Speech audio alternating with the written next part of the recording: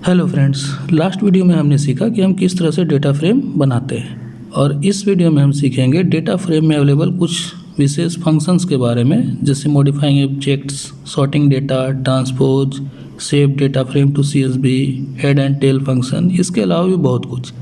तो आइए देखते हैं। तो मैंने यहाँ स्पाइडर ओपन कर लिया है और अब हम एक डेटा फ्रेम बनाएंगे। तो डेटा फ्रेम बनाने के लिए लास्ट वीडियो में हमने सीखा था कि कैसे डेटा फ्रेम बनाते हैं। तो यहाँ फिर से हम इंपोर्ट कर लेते हैं, इंपोर्ट pandas SPD, और यहाँ पे मैं एक डिक्शनरी बना लेता हूँ। उसके लिए मैं यहाँ पे एक वेरिएबल ले लेता हूँ dic_dic, और मैंने इसके अंदर जो है की और वैल्यू पास कर दिया। की मेरा हो गया नेम, और वैल्यू में मैं एक लिस्ट पास कर देता हूँ जिसमें कि ढेर सारा मैं नाम डाल देता हूँ। उसी तरह मैं एक और की ले लेता हूँ क्लास, और क्लास के अंदर जो है कुछ क्लासेस डाल देता हूँ रैंडम। चूँकि ऊपर मैंने जो है नेम में 3 वैल्यू लिया है, तो क्लास में भी मैं लिस्ट पास करके 3 वैल्यू पुट कर देता हूँ, जैसे 10, 12, 8। ठीक है। नेक्स्ट मैं एक और की ले लेता हूँ सिटी नाम का। सिटी वाले की के अंदर मैं कुछ वैल्यू पास कर देता हूँ लिस्ट के रूप में। मैं यहाँ रैंडम 3 जो है कुछ सिटीज़ के नाम लिख दे रहा हूँ, तो आप कुछ भी लिख सकते हो। मैंने रांची, कोलकाता और दिल्ली इसमें जो रैंडम लिख दिया है। ठीक है। अब नीचे मैं एक और वेरिएबल ले लेता हूँ df नाम का डेटा फ्रेम बनाने के लिए, और df equal to pd dot data frame. याद रहे डेटा फ्रेम का d और f हमेशा कैपिटल होगा, और उसके अंदर मैंने dic को पास कर दिया, और अब मैं प्रिंट कर देता हूँ df को। देखिए df को प्रिंट करते ही मेरा डेटा फ्रेम आ चुका है। यहाँ आप देख पा रहे हो, पहले सिटी, फिर क्लास, फिर नेम, इस तरह से आया है, और 0, 1, 2 जो है मेरा इंडेक्स लिखा हुआ है। तो ये पहले सिटी, उसके बाद क्लास और नेम क्यों आया, जबकि मैंने ऊपर नेम, क्लास और सिटी पहले लिखा है। तो हम कॉलम को अरेंज कैसे करेंगे, तो अभी हम लोग यही सीखते हैं कि कॉलम को अरेंज कैसे करना है। अभी ये अल्फ़ाबेटिकली अरेंज हुआ है, बट हम अपने अकॉर्डिंग इसको अरेंज करना चाहते हैं। इसके लिए हम डेटा फ्रेम के अंदर कुछ आर्गूमेंट पास कर देते हैं। पहला आर्गूमेंट मैंने पास किया इंडेक्स। वो आपको मालूम है, लास्ट क्लास में हमने पढ़ा था इंडेक्स, वो इंडेक्स का नाम चेंज करने के लिए होता है। दूसरा आर्गूमेंट मैं यहाँ लिख दे रहा हूँ कॉलम्स। कॉलम्स हम इसलिए लिखते हैं ताकि कॉलम हम अपने हिसाब से अरेंज कर सके। तो मैंने यहाँ नेम, क्लास, सिटी पहले लिखा। देखिए रन करते ही जो मेरा आउटपुट आया उसमें नेम पहले है, उसके बाद क्लास है, उसके बाद सिटी है। तो आप जिस अरेंजमेंट में कॉलम्स लिखते हो उसी अरेंजमेंट में आपको कॉलम दिखाई पड़ेगा आउटपुट में डेटा फ्रेम में। आगे बढ़ने से पहले मैं आपको बोलना चाहता हूँ कि प्लीज़ वीडियो को लास्ट तक ज़रूर देखिएगा, क्योंकि बहुत सारा चीज़ जो है आप मिस कर जाओगे नहीं तो चलिए अब हम वैल्यू को मॉडिफाई करके देखते हैं। जैसे मैंने यहाँ पे लिख के रखा है नेम, राज लिख के रखा है। ठीक है। अब मैं इस राज को राजेश में चेंज करना चाहता हूँ, तो मुझे क्या करना पड़ेगा। आप किसी भी पार्टिकुलर वैल्यू को चाहो तो चेंज कर सकते हो। उसके लिए मैं अलग अलग जो है तरीका बताऊंगा। अभी लास्ट में हम लोग एक साथ ढेर सारा वैल्यू को चेंज करना सीखेंगे, तो पहले अभी मैं एक इंडिविजुअल वैल्यू को कैसे चेंज करते हैं वो सीख रहे हैं। ठीक है। तो इसके लिए मैं एक काम करता हूँ, यहाँ पे मैं लिख देता हूँ df, और मैंने यहाँ पे जो है स्क्वायर ब्रैकेट में लिखा नेम और इंडेक्स डाल दिया 0 और इक्वल टू लिख दिया राजेश। रन करा के देखता हूँ।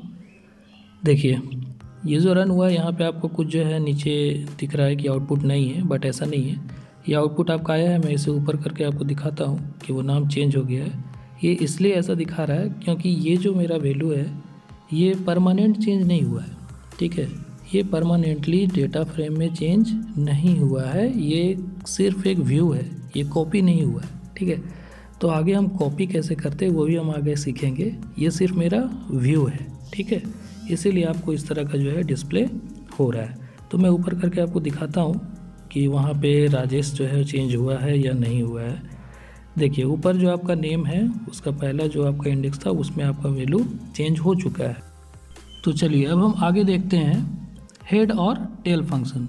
ये फंक्शन हम लोगों ने सीरीज में भी देखा था कि हेड और टेल क्या काम करता है। उसमें हमने देखा था कि हेड फंक्शन जो होता है वो 5 टॉप से जो एलिमेंट्स है वो डिस्प्ले कराता है। मैं यहाँ पे df.head2 लिख देता हूँ। देखिए इसमें मेरा डेटा फ्रेम से जो है सिर्फ 2 वैल्यू आउटपुट में दिख रहा है ऊपर से। ठीक है। टॉप से 2। उसी तरह अगर मैं यहाँ पे हेड पे 1 लिख देता हूँ और रन करता हूँ तो टॉप से सिर्फ 1 वैल्यू आना चाहिए। देखिए सिर्फ 1 वैल्यू आ रहा है, राज 10 और रांची, ठीक है। अगर कुछ भी नहीं लिखता हूँ तो बाय डिफ़ॉल्ट जो है 5 वैल्यूज़ जो है वो आपको डिस्प्ले होंगे ऊपर से। तो चूँकि यहाँ 3 वैल्यू है इसलिए पूरा दिख रहा है, ठीक है। अब उसी तरह टेल भी सेम वैसे ही काम करता है। मैं टेल के अंदर कुछ वैल्यू पास कर देता हूँ, जैसे 1। अब रन कराते ही देखिए मेरा जो वैल्यू आ रहा है वो लास्ट का रो आ रहा है सिर्फ, ठीक है। चलिए तब आगे देखते हैं हम लोग।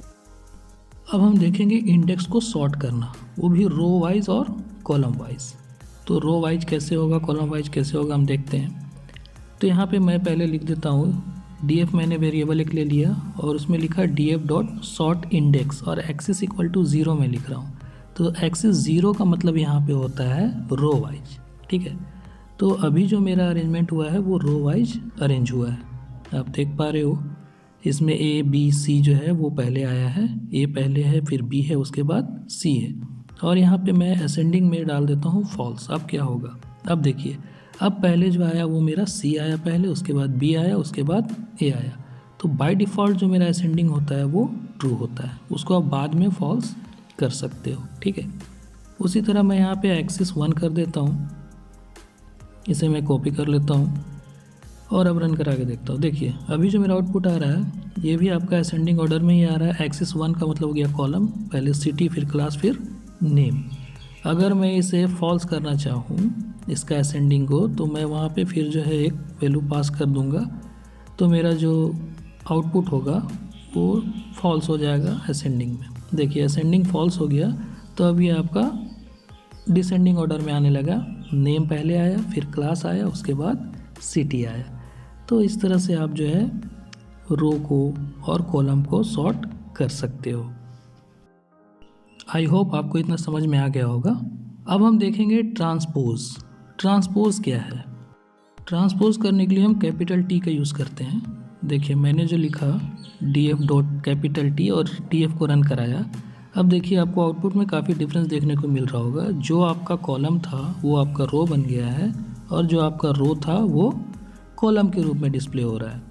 तो ये जो है रो और कॉलम को वाइस वर्सा चेंज कर देता है, रो को कॉलम में बदल देता है और कॉलम को रो में चेंज कर देता है। इसे ही हम कहते हैं ट्रांसपोज। इसके लिए हम df डॉट कैपिटल टी का यूज़ करते हैं, ठीक है। आई होप आपको ये समझ में आ गया होगा। तो यहाँ आप देख पा रहे हो, reflect the data frame over its main diagonal by writing rows and column and vice versa, ठीक है। अब हम सीखेंगे कि ये किसी डेटा फ्रेम को CSV फाइल के रूप में कैसे सेव करें। CSV का मतलब होता है कॉमा सेपरेटेड वैल्यूज़। इसके लिए हमें लिखना होगा df dot two underscore CSV और उस पार्टिकुलर फंक्शन में आपको वो फाइल का नाम देना पड़ेगा जिस नाम से आप सेव करना चाह रहे हो। जैसे मैंने लिखा स्टूडेंट डॉट CSV और रन किया। रन तो हो गया, दिख भी रहा है आपको आउटपुट, बट ये CSV में सेव कहाँ हुआ ये हम कैसे जानेंगे? इसके लिए हम क्या करेंगे, यहाँ आप देखिए WDIR जो लिखा हुआ है, यहाँ पे आपका एक पाथ दिया हुआ है। मैं इस पाथ को कॉपी कर लेता हूँ, रन कमांड ओपन कर लेता हूँ और इस रन कमांड में मैं उसे पेस्ट करके ओके कर देता हूँ। देखिए जैसे ही मैंने ओके किया, यहाँ पे आपको दिख रहा है स्टूडेंट नाम का जो फाइल CSV फाइल बन चुका है। इसे मैं डबल क्लिक करके खोलता हूँ। देखिए बिल्कुल वही डेटा फ्रेम मेरे यहाँ स्क्रीन पे आ गया, CSV फाइल में आ गया है। अब हम आगे देखेंगे मल्टीपल वैल्यूज़ को कैसे हम मॉडिफाई करते हैं डेटा फ्रेम में। मल्टीपल वैल्यू, इससे पहले हमने अभी थोड़ी देर पहले देखा था कि सिंगल वैल्यू कैसे चेंज करते हैं। अब हम मल्टीपल वैल्यू चेंज करेंगे, वो भी कॉलम वाइज पहले हम देख रहे हैं, ठीक है। तो इसके लिए मैं लिख देता हूँ df, उसके बाद मैं यहाँ पे कॉलम का नाम लिख दिया मैंने, जैसे क्लास, और इक्वल टू में मैं कुछ वैल्यू डाल देता हूँ, जैसे क्लास इक्वल टू मैं लिख दिया 12। अब मैं रन करूँगा तो क्या होगा, देखिए जैसे ही मैंने रन किया अब क्लास में जो है सभी का वैल्यू क्या हो गया, 12 हो गया। तो इस तरह से आप एक साथ मल्टीपल वैल्यू को चेंज कर सकते हो। अब मैं कोई और एक फील्ड ले लेता हूँ, कोई और एक कॉलम ले लेता हूँ, जैसे मैं एक सिटी ले लेता हूँ और सिटी इक्वल टू मैं कुछ और सिटी का नाम लिख देता हूँ, जैसे मैं यहाँ लिख देता हूँ दिल्ली। अब रन करके देखता हूँ, देखिए अब क्या हो रहा है, सिटी में सब का नाम क्या हो गया, दिल्ली हो गया, सारा वैल्यू दिल्ली से रिप्लेस हो गया। अब हम देखेंगे रो वाइज कैसे हम मल्टीपल वैल्यू को चेंज कर सकते हैं। तो इसके लिए मुझे क्या करना पड़ता है, डॉट ऐट यूज़ करना पड़ता है, ठीक है। रो वाइज में डॉट ऐट, जैसे मैं लिख दे रहा हूँ df डॉट ऐट और यहाँ पे मैं लिख दे रहा हूँ, पहले मुझे रो का जो नाम लिखना पड़ेगा, रो का नाम है मेरा ए, और उसमें मैं कॉमा दिया और कॉलम मैंने लिख दिया सिटी। तो ए नाम के रो पे सिटी नाम के कॉलम में मुझे वैल्यू को चेंज करना है क्या, पुणे। मैं यहाँ पुणे लिख दे रहा हूँ। अब मैं रन करके देखता हूँ।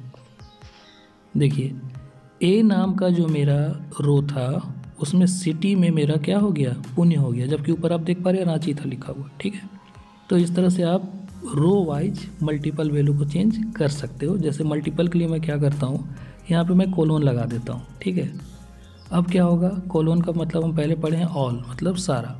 अब ये देखिए क्या किया, ए नाम के रो में सारा वैल्यू को पुणे से रिप्लेस कर दिया। देख पा रहे हो आप, सब में पुणे पुणे पुणे जो है लिखा हुआ है। ठीक है, तो इस तरह से आप रो वाइज मल्टीपल वैल्यू को चेंज कर सकते हो, बदल सकते हो। अब हम देखेंगे किस तरह से हम किसी एक वैल्यू को डिलीट कर सकते हैं डेटा फ्रेम में से। तो डिलीट करने के लिए हमें क्या करना होगा, इसके लिए हम डेल लिखेंगे, DEL, और स्पेस देकर हमें लिखना पड़ेगा DF, और कोलोन दे करके हमें वो पार्टिकुलर कॉलम का नाम देना पड़ेगा जो हम डिलीट करना चाहते हैं। जैसे मैं यहाँ पे कॉलम में लिख देता हूँ क्लास, और अब रन करके देखता हूँ क्या होगा। देखिए अब क्लास वाला जो कॉलम है वो आपको डिस्प्ले नहीं हो रहा। तो आज के लिए इतना ही। इस तरह की और वीडियो देखने के लिए बने रहिए, देखते रहिए और सीखते रहिए। Thanks for watching this video.